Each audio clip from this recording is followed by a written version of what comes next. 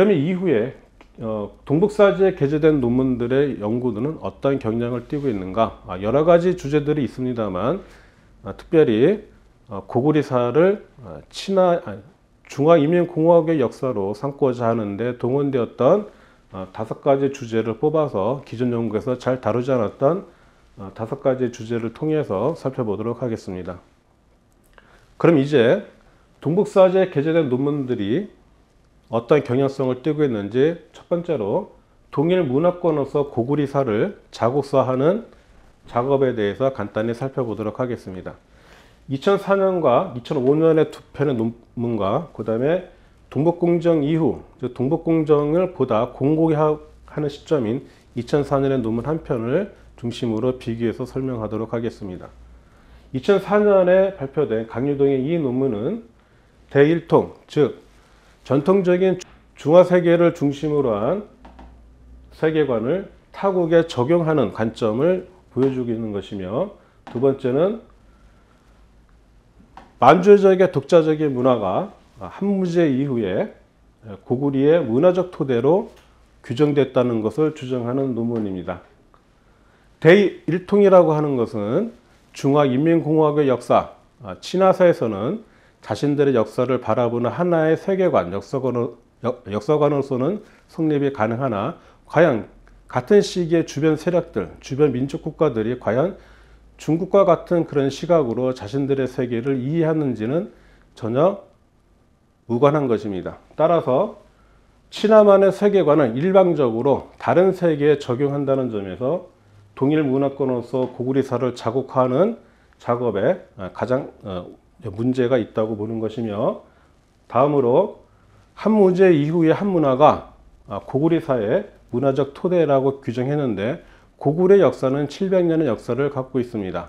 그리고 고구리는 친화사뿐만 아니라 주변의 다른 유목민의 역사 또 자신들의 문화의 한 요소로 수용하고 있었습니다. 따라서 고구려의 문화적 토대를 좀 더 확장하자면 만주의 지역의 독자적인 문화를 오로지 중국의 문화적 전통에서만 규정하는 것은 큰 문제가 있습니다. 근데 이런 시각에서 벗어나서 2014년에 보면 좀 더 세련된 형태로 고구리사를 중국사하는 데 동원되고 있습니다. 다민족 국가로서 친화사와 그 다음에 7세기 이상 독자적으로 존재한 고구리를 보면 두 세계의 커다란 괴리가 보입니다. 따라서 이런 괴리를 둔 채로 기존의 문화권을 대일통이라든가 한문화라고 하는 이런 용어들로 고구리사를 규정한다면 무리가 있다고 판단해서 다른 학문의 이론과 방법론을 수용하자고 주장합니다. 얼핏 들으면 다른 학문, 예를 들어서 정치학, 국제법, 법학, 정책이라든가 다른 역사학 주변의 다른 인문학을 동원하고 그런 방법론을 수용한다는 것은 얼핏 들으면 좀 더 학문적인 영역을 확대하는 것으로 이해할 수 있습니다만 여기엔 커다란 문제가 있습니다. 바꿔서 얘기하면 중국에서 주장하는 다른 학문의 이론과 방법론을 수용하자는 것은 기존에 자신들이 해왔던 이런 고구리사의 자국화에 동원되었던 이론들을 현대의 다른 인정학문을 통해서 보다 세련되게 교정하는 데 있는 것이지 만주 지역의 역사를 보다 객관적으로 바라보기 위한 이론이라든가 방법론을 수용하는 태도는 결코 아닌 것입니다. 두 번째로 기속론입니다. 다른 기속론들은 주로 기미정책이라든가 이런 것과 관련되는데 저는 잘 다루지 않았던, 기존 연구에서 잘 다루지 않았던 세계유산 등록과 관련해서 설명하도록 하겠습니다. 2004년에 경찰화가 발표한 논문은 세계유산 등재, 즉 만주 지역에 있는 고구리의 역사문화 유적을 세계문화유산으로 등재하는 데 있어서 그 유적은 그 귀속 및 역사의 기속과 무관하다고 하는 내용을 담고 있습니다. 근데 이것은 같은 시기에 남한과 북한에서 고구리의 문화 유적을 세계문화유산에 등재하고자 하는 데 따른 대응에 불과한 것입니다. 얼핏 들으면 세계유산 등재와 고구리 사이의 중국사화하고는 무관하다고 주장하는 것이지만 이것은 남북한의 등재 움직임에 대한 대응을 하기 위해서 말한 것이지 그 속마음은 전혀 아닌 것입니다. 다음으로 평양천도와 무관하게 고구리는 중원에 친속한 한사군 내에 존재하였다라고 주장하고 있습니다. 이미 1990년대 후반부터 이미 나왔던 내용입니다만, 특별히 이 세계유산 등록에 있어서 이런 주장을 한다는 것은 향후에 고구리사가 어느 나라의 역사에 속하는가에 따라서 대응이 달라지기 때문에 처음부터 천도, 즉 고구리가 평양으로 천도함으로써 고구리사는 한반도 역사에도 포함되고, 따라서 이것은 아까 이야기했던 일사양용에도 해당되는 내용이긴 합니다만, 평양천도와 무관하게라고 함으로써 철저하게 고구리사를 중국사의 일부분으로 삼고 있는 논리라고 할 수 있겠습니다. 2015년에 와서는 약간은 다른 주장을 하는데요. 고구리 유적에 대한 국제화에 대해서 보다 높은 관심을 보여주고 있습니다. 고구리사를 보다 국제적으로 연구하고 교류하는 것이 아니라 지금까지 해왔던 고구리사의 자국사화 작업에 자신감을 갖고 고구리 문화유산을 그러니까 국제적으로 보여주고, 그 다음에 국제적인 교류를 통해서 법적, 과학적 보호를 한다는 명목하에 관광상품으로 개발을 강조하고 있습니다. 관광상품 개발을 강조한다는 것은 그 의미는 딱 한 가지만을 의미합니다. 즉, 고구리 문화유적을 방문하는 해외의 다른 나라 사람들한테 고구리가 처음부터 끝까지 중국사의 일부분이라고 하는 것을 주장하겠다는 것이고, 그 다음에 확인시켜 주겠다는 것입니다.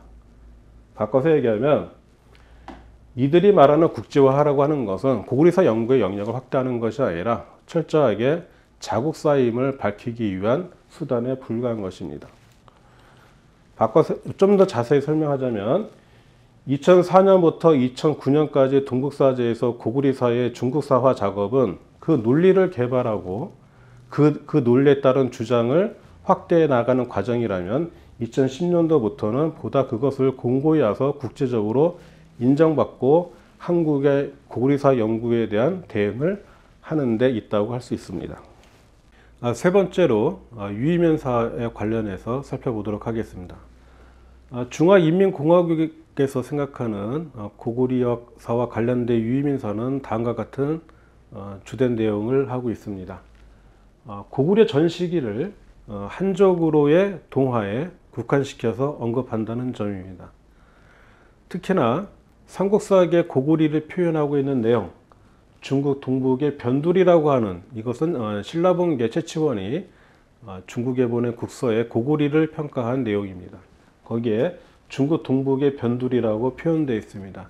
이 기사를 근거로 고구리가 동북의 중원의 왕조의 동북에 할거하고 있는 정권이라고 주장하는 것입니다. 2004년, 그러니까 좀 더 이른 시기에 나온 논문에서는 고대 시기부터 친화인들이 주변 지역으로 자유롭게 이동해 갔는데, 이렇게 이동한 이민들에 의해서 만주 지역은 친화 역사와 친화인들과 무관하지 않다는 것을 주장하고 있습니다. 하지만 여기 이 전자복이라는 사람이 언급하고 있는 퉁관동이라고 하는 뜻은 청나라 중후기에 만주 지역으로 이동해 가고 있는 청나라 사람들을 표현할 때 쓰는 말입니다. 즉, 관동을 빠져나간다는 것이죠. 산해관을 빠져나간다는 것입니다.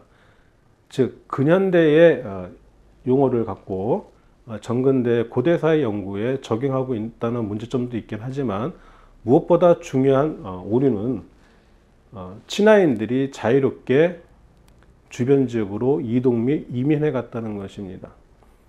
주로 전쟁이라든가 그 다음에 자연재해에 따라서 변경 지역에 있는 사람들이 중원에 있는 사람이든 혹은 만주 지역에 있는 사람이든 상황에 따라서 얼마든지 이동해 갈 수 있는 것인데, 그렇다고 해서 그것을 자유로운 이동과 이민으로 볼 수는 없습니다. 구체적으로 동북사제에 게재된 유이민 관련 논문들을 보면 다음과 같습니다. 2006년 5기에 양군이라고 하는 사람이 쓴 논문에 의하면 고구리족의 인구 비중을 근거로, 즉 고구려의 인구 비중을 민족별로 구별해서 고구리족을 지배층과 말갈 등 피지배층으로 구분합니다. 이를 또 시대별에 따라서, 시대별 인구 비중에 따라서 고구려인들이 친화인화 되었다고 주장하고 있습니다. 결국 이것은 나중에 발해를 고구리 개성국가라고 하는 그 논리를 부정하는 근거로 삼고 있습니다. 이에 비해서 2011년에 게재된 논문에 따르면 그 전까지 인구 구성이나 변화에 따른 역사기소 문제보다는 부의 원천으로서 인구에 집중한 논문입니다. 친하인들의 고구리 유입은 다른 병방 정권에 투하하는 것과 동일한 것으로 보고 있다는 특징이 있습니다. 얼핏 보면 좀 더 객관적으로 유입인사를 바라보는 것 같습니다만 이것은 다른 변경과 마찬가지로 고구리 지역도 중국의 영역이 한 부분이라는 것을 다른 변방과 동일하게 적용하고 있는 것입니다. 바꿔서 얘기하면 고구리라고 하는 병반 정권은 중국사에서 특별한 병방이 아니라 다른 주변에 있는 병방과 종속된 중원의 왕조에 종속된 지방 정권이라고 하는 것을 전면에 내세우고 유입인사를 바라보는 것입니다. 달리 설명하자면 2010년 이후부터 동국사제에 게재된 고구리사 관련 논문들은 노골적으로 고구리사가 친화사의 일부분이라고 하는 것을 시작해서 전개해가는 것이 아니라 그것을 기본으로 전제하고 보다 집중된, 보다 제한된 주제를 연구하고 있는 것에 그 특징을 갖고 있습니다. 이제는 고구리사가 친화사의 일부라고 하는 것을 논문 첫머리에 언급하지 않아도 될 만큼 고구리사의 자국사화에 자신감을 가지고 있다는 또 다른 판례라고 할 수 있습니다. 이와 관련하여 우리 학계에서 중화인민공화국의 연구자들이 보다 고구리사의 다양한 주제에 관심을 갖고 있다고 판단하고 있는 주제인 신화전설 부분입니다.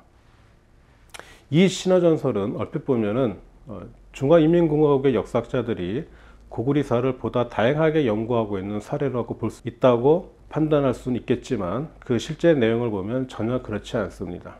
철두철미하게 중화인민공화국에서는 고구리의 조건, 즉 민족적 기원, 그 다음에 민족의 귀성 문제와 이 신화전설은 결코 무관하지 않다는 점을 전제로 하고 있습니다.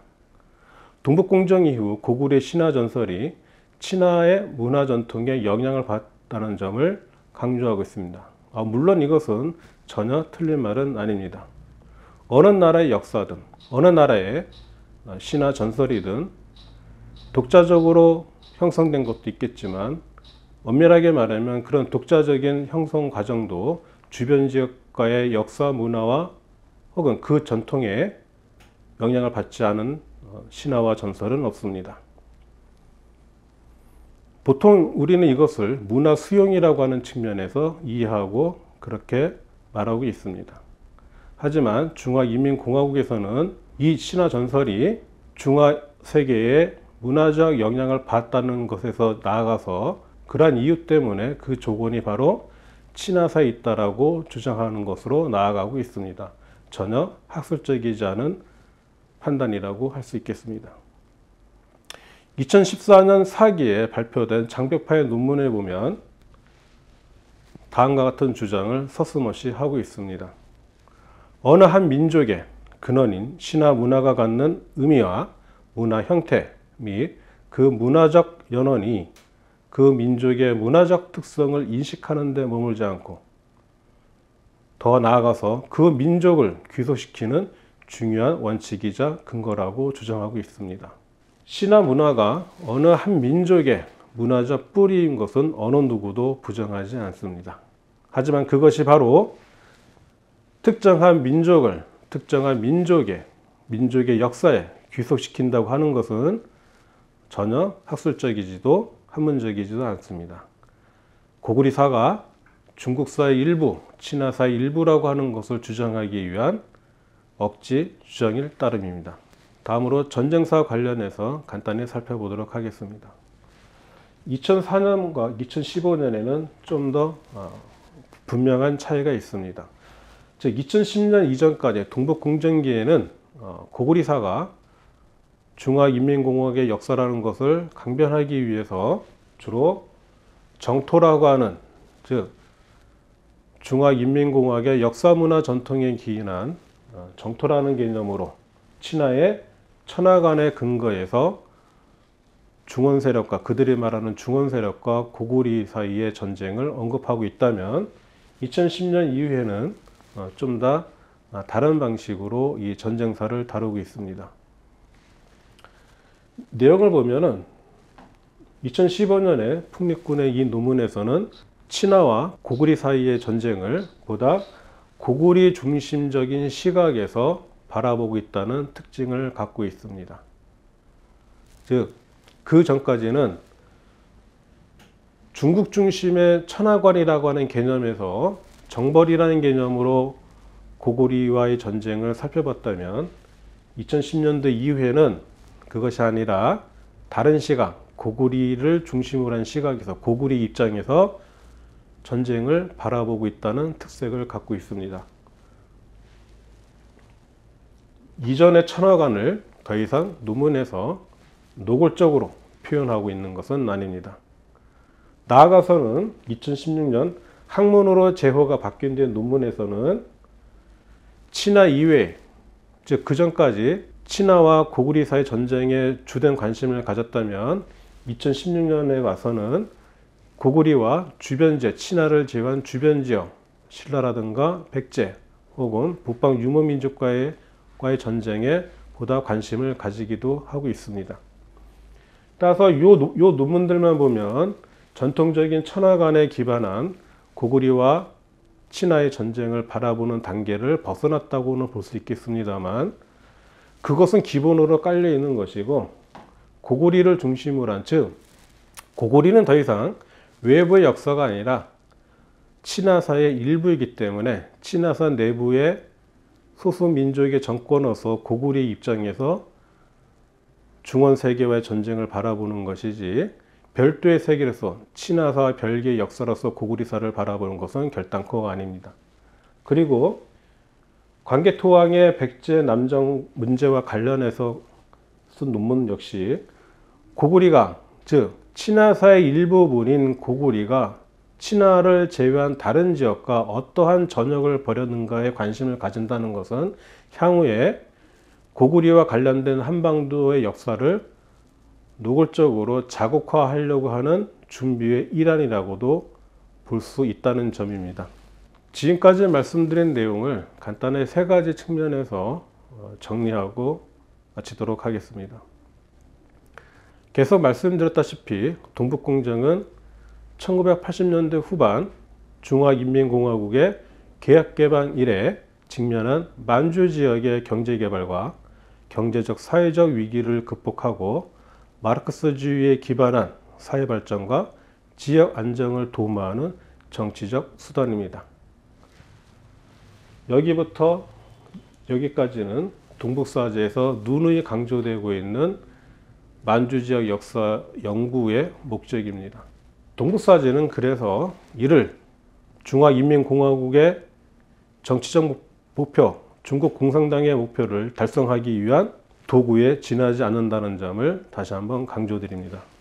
두 번째로 보다 구체적으로 살펴보면 2009년에 학술회의에서 고구리 논문이 동북사제에서 그 섹션에 간략화되었는데 이것은 고구리사 연구에 관심이 줄어든 것이 아니라 2009년까지의 동북공정의 결과로 그 자신감을 바탕으로 해서 동북사제가 이룬 성과에 따른 결과라고 할 수 있습니다. 다시 표현하자면 동북지역의 역사, 만주 지역의 역사에서 고구리사의 비중을 더 이상 크게 갖지 않아도 될 만큼의 성과를 얻었다는 점입니다. 그래서 2009년 이후에 동북사지의 논문 섹션들을 보면 지금까지 다루지 않았던 만철에 대한 연구, 청나라에 관한 연구, 장백산에 대한 연구, 남반도 철도에 대한 연구, 그 다음에 간도 지역을 둘러싼 일본과 청나라의 관계, 그 다음에 1930년대 항일 무장투쟁에 대한 연구들이 많이 등장하고 있는 것도 고구려사의 비중이 낮아지는 것과 무관하지 않다고 말할 수 있습니다. 2009년의 이 회의는 결국 향후에 고구리사 지금까지 쌓아오는 연구 성과를 대외적 선정과 교류를 통해 확대하고자 하는 의지가 반영된 회의입니다. 특히 일사양령을 폐기하고, 즉 고구리사가 한국사에도 중화인민공화국 역사에도 포함된다고 하는 조금은 유연한 태도에서 벗어나 이것을 폐기하고 고구리사는 완벽한 친화사의 일부라고 하는 것을 보다 적극적으로 학술 교류를 통해서 강조하고 확대해 나가겠다고 하는 의지를 반영한 회의라고 할 수 있습니다. 그 회의의 결과가 동북사지 섹션의 변화, 고구리사 관련 논문 수량의 축소로 나타난 것이라고 할 수 있습니다. 이를 반영하듯 2009년 이후부터는 고구리사를 연구하는 기관과 학자들, 연구 양적으로 증대하고 있다는 것을 확인할 수 있습니다. 다시 말하면 중화인민공화국 내에서 고구리사를 연구하는 능력이 제고되고 있다는 점입니다. 이제는 동북사지가 아니더라도 고구리사를 친화사의 일부라고 전제하는 것에서 출발하여 고구리사를 연구하는 논문들이 많이 나오고 있습니다. 그 수준은 아직은 미약하지만 점차 시간이 지날수록 양적인 토대에 기반해서 연구 수준도 높아질 것으로 추정되고 있고, 높아진 연구 수준은 당연히 고구리사가 중국사라고 하는 친화사의 일부라고 하는 친화사에 포함된다고 하는 그 이론을 보다 더 공고히 하는 데 동원될 것이라고 판단합니다. 끝으로 동북사지 제호의 변경과 폐간에 대해서 말씀드리겠습니다. 동북사지가 폐간되었다고 해서, 학문으로 제호가 변경되었다고 해서 동북공정은 종료된 것이 아닙니다. 이제는 2004년에 동북사지라고 하는 기관지가 필요했던 환경이 개선되었기 때문에 동북사지를 통해서 고구리사가 친화사의 일부라고 하는 것을 보다 이론적으로, 보다 양적으로 확정할 수 있었기 때문에 동북사지는 더 이상 존재하지 않아도 될 만큼의 그 역할을, 그 소임을 다한 것으로 판단됐기 때문에 동북사지는 제호가 변경되고 변경된 지 얼마 되지 않아 폐간에 이른 것입니다. 결론적으로 말씀드리면 동북공정에 의해서 고구리 역사, 나아가서 우리 역사 문화를 자국사하려는 노골적인 시도는 끝난 것이 아닙니다. 지금도 우리가 경험하고 있듯이 노골적이고 후한무치한 중화인민공화국이 자행하고 있는 우리 역사와 문화에 대한 왜곡, 그리고 자국사화 시도는 고구리사를 학문의 영역이 아니라 중화인민공화국의 국가적 목표를 달성하기 위한 정치적 작업으로서 동원되고 있는 것이며, 이제 고구리사는 단순히 학문의 영역에서 대응할 수 있는 수준을 넘어 다루기 어려운 시점에 도달했다고 판단됩니다. 앞으로의 향후 대응에 대해서는 보다 많은 사람들과 우리 모두의 지혜와 노력이 필요한 때라고 생각합니다. 이상 말씀 마치도록 하겠습니다. 들어주셔서 감사합니다.